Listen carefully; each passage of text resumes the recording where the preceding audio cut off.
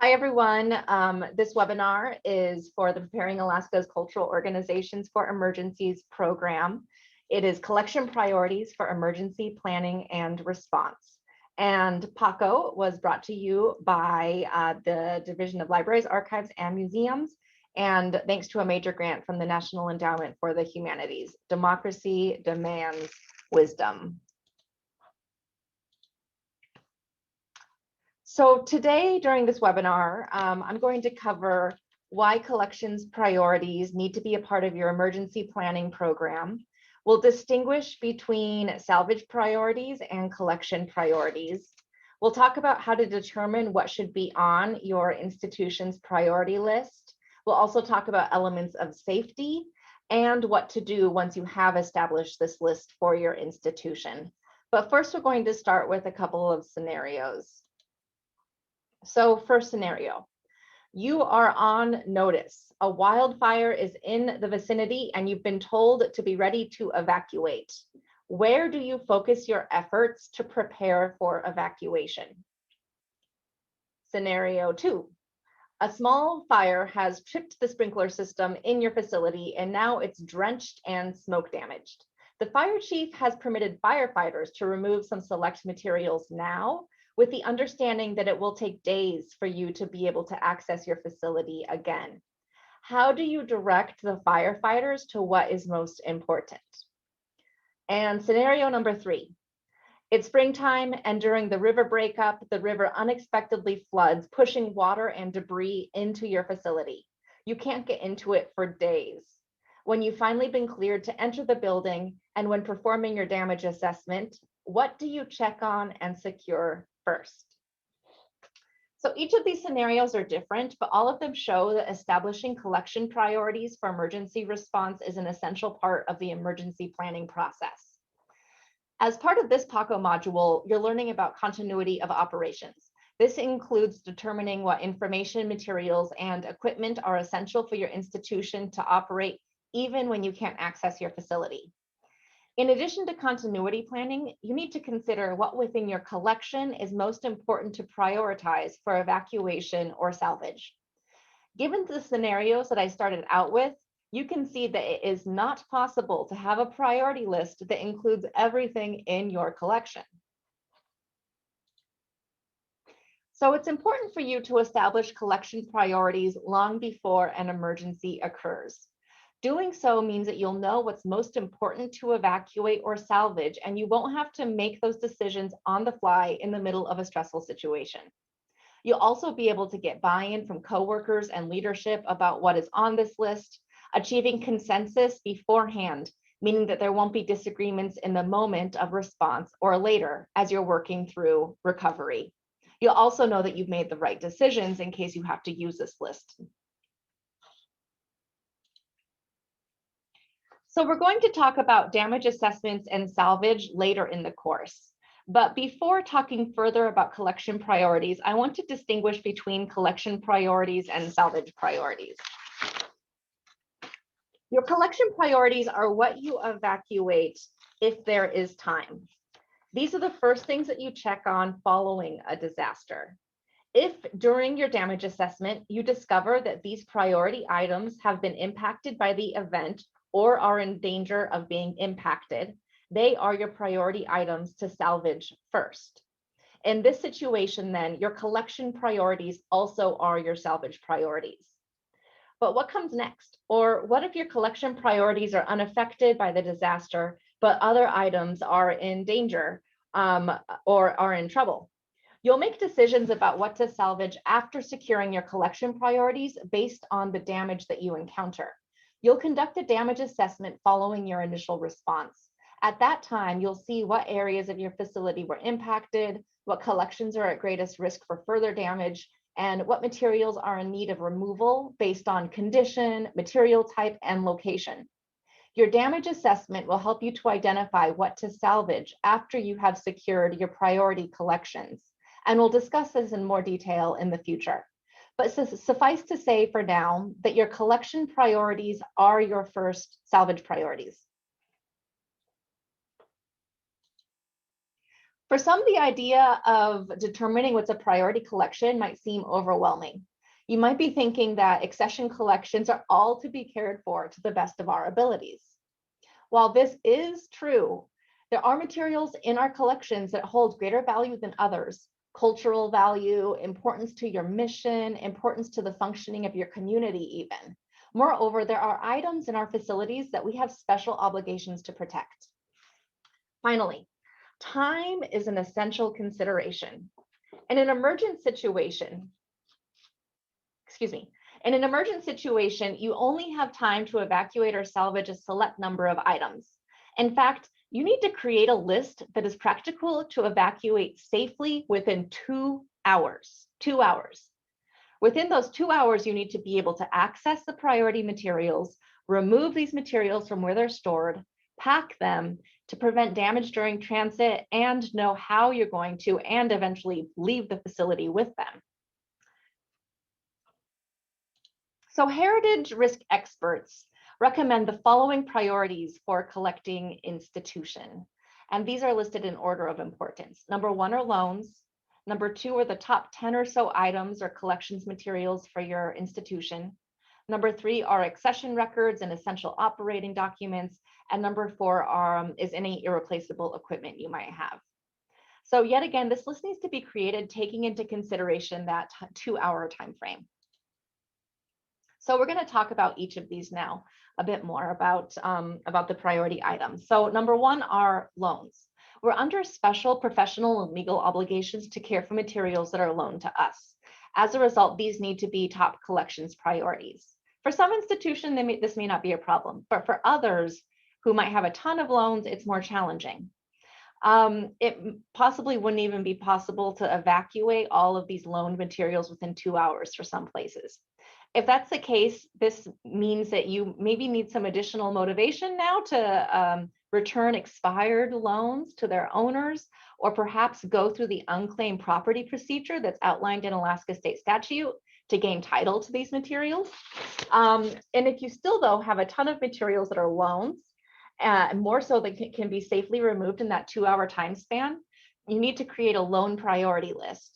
At the top of the list should be cultural items that are essential for the survival of Indigenous cultural practices and histories. For example, if local clans or tribes store their cultural property on your site. Also on that list are active loans, those that are still not expired. So after loans are the top 10 or so items or collections that you have in your facility. And when drawing up this list, consult your collections policy for help. Definitely work with whoever is in charge of collections and acquisitions for your institution, and consider the collections in terms of your mission. What is it that you hold in trust that is essential to your community? For those who hold governmental or essential records, these include deeds, charters, records of life events, and records that assure civil rights. Think about the historic and cultural significance of materials. Think about their rarity, about the monetary value, and consider the vulnerability of certain material types. On this list again should be cultural items that are essential for the continuity of Indigenous traditions, such as sacred and ceremonial items. Evacuating and salvaging these objects assure the perpetuation of culture. A note about cultural items. If you care for sacred items that require special cultural protocols to handle, note these protocols on your collections priority and make sure that your staff are aware of these.